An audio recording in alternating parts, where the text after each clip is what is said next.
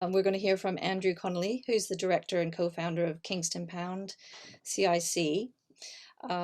Kingston Pound, I'm told, believes that money transactions are social interactions, which I think we can all get behind, and was inspired to consider how we can steer buying habits and money towards local independent shops in a better way.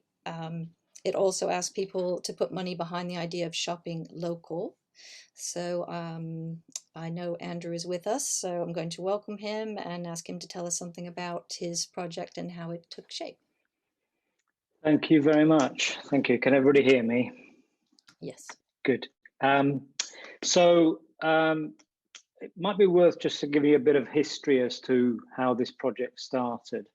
And it came out really alongside projects, a bit like Joe's project, where you've got sort of fun ideas, but with a serious intent as well. So we've got a lot of things happening in our area, Kingston. And I think it sort of gave us a bit of confidence that we could try something a bit audacious, like launching a local currency and messing around with people's money. So it started off really because I got involved with a project to promote the membership of a credit union, and in our area called Surrey Save, which is now called Boom Credit Union. And there's not many people use credit unions in the UK, but there's a lot of credit union usage in America, for instance, or in Ireland, but not so much in the UK. And then I found out what Bristol were doing with their credit union, and they had actually launched a local currency. In fact, there was one launched in Totnes, there was one launched in Lewis. They were all over the place when you start to get your eye in, but more so in America and Europe because there's a local banking network.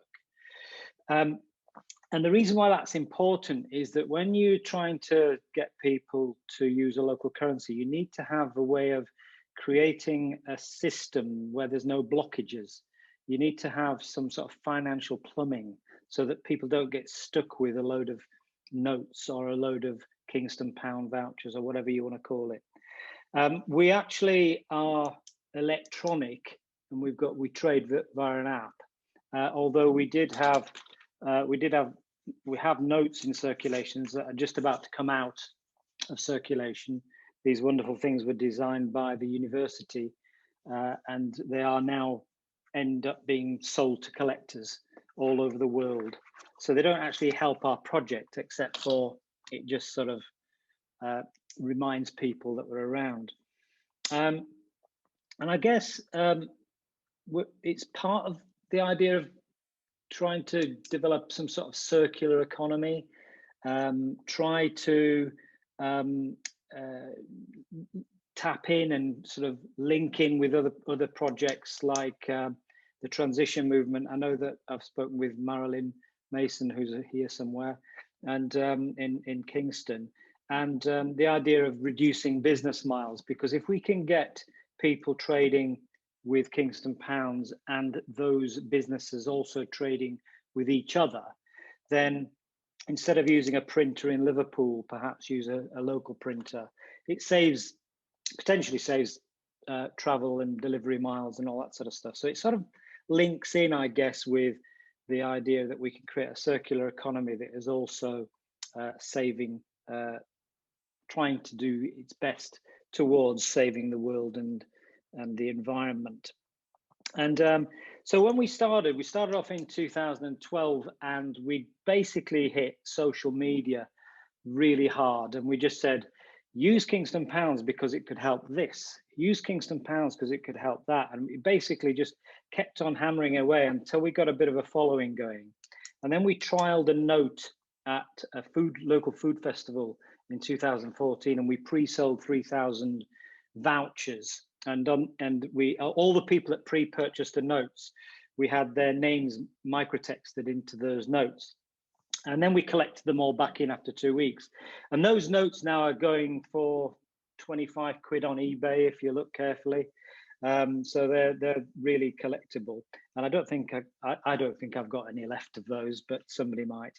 And then we developed a way of trading electronically using a banking software called Cyclos, which is set up in the Netherlands by a company called Stro, or at least affiliated to Stro. And Cyclos is an open source software, and we don't have to pay for its use as long as we've got less than 25,000 users. So we're well under that, although potentially, who knows, we might get as high as that. But for the time being, we don't have to pay for that software. And we trade using an app, which is on the App Store. I don't know that you can see the app there, which is here. It's on the App Store, it's on Google Store. People can register using the app, and then we tell them how to convert some money. And the money is held in our credit union account, and the credit union guys do a brilliant job in trying to help people who have been rejected by banks for other financial difficulties, and also fight the good fight against things like the payday lenders. So we feel that our deposit is doing a good thing for our area, and they can help our residents. I think also what we've also tried to do is to be consistent in what we do. So we don't overpromise.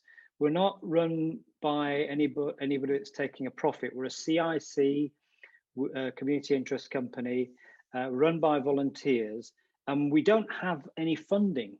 We get the odd bit of funding for leg up projects that we need to do, but we don't really have any funding.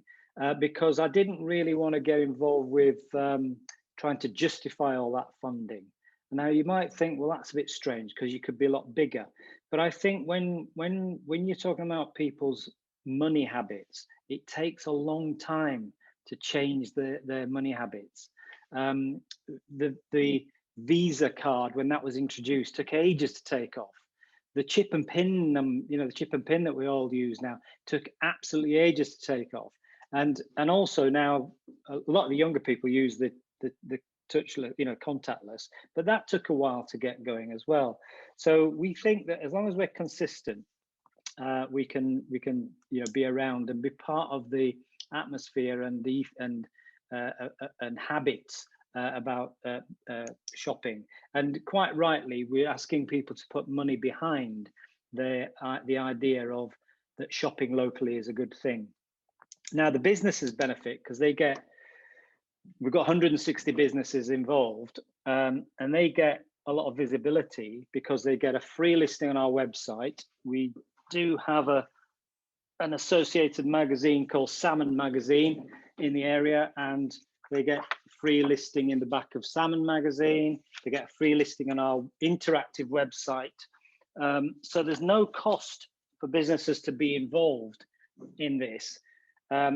Because we didn't know whether we could help them benefit. And I like what Joe was saying earlier on, that you only charge in proportion to the turnover. I think that's right, isn't it, Joe?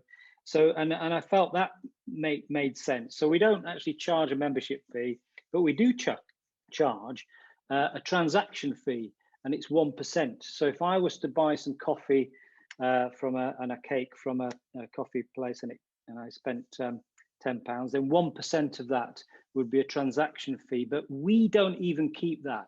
That goes to charity in Kingston, and there's a charity called Love Kingston. So we're trying our best to promote the use of local businesses, to get people to actually put some money behind it.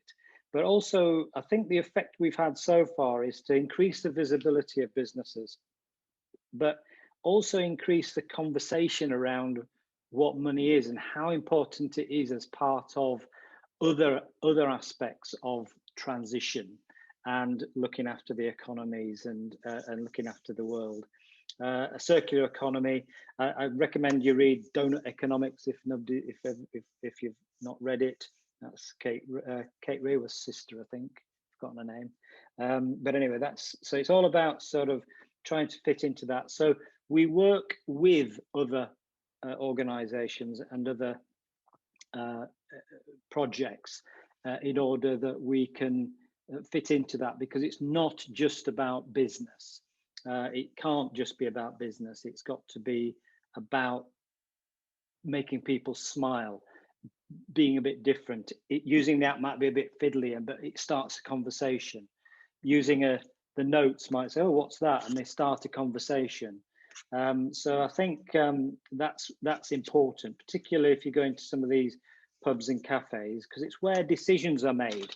People get married in these places, not married, but they propose that they make proposals of marriage in these places, but the owners sometimes don't know. Big projects are set up in cafes and pubs because some people are sat around having a jar and talking about things. And that's pretty much how the Kingston Pound came about, because it was sort of, we felt as if we had permission to try something big. We felt confident because of what else was going round. So we're certainly not working in isolation. I don't really know what else to say except for it's a work in progress, even though we've been at it since, I think we've been trading electronically since 2015, and we've had about £85,000 worth of trades, which is really nothing in relation to what we could be doing in Kingston. But what we do know is that for every Kingston pound that has been created, we know that more than twice as much has been spent.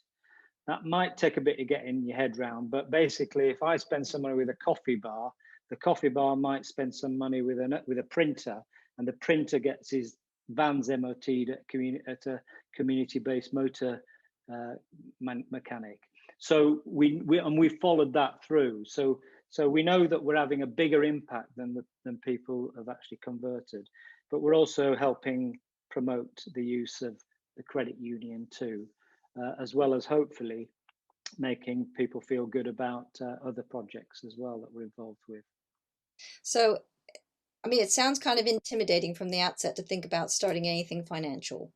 I mean, Yeah, would a group that was thinking of starting something like a local currency need particular expertise or some kind of linchpin person to give them the I guess it's I think you've just got to have the will to try and do it. It is a bit audacious. You don't need to be an expert in economics to do it. The project that we're running, because we've had to do it with no money, it is easy to run because we've had to make it easy and efficient. So in that respect, I could say if anybody on this call now wanted to start a local currency, we could show them how to do it easily. But it does require a little bit of work, but not masses. And I mean, you'd have to have a big conversation and an ongoing and consistent conversation with your community about what you're doing. But because you could start it small and let it grow, I think that's how we've managed to do it. And we've managed to survive because with no funding. Because the problem is with funding, if you don't have an immediate impact, when I say immediate, in say 2 or 3 years, everybody starts to question the funding that you've been given. So it's really difficult to operate under that when you're trying to be around for decades rather than just a few years.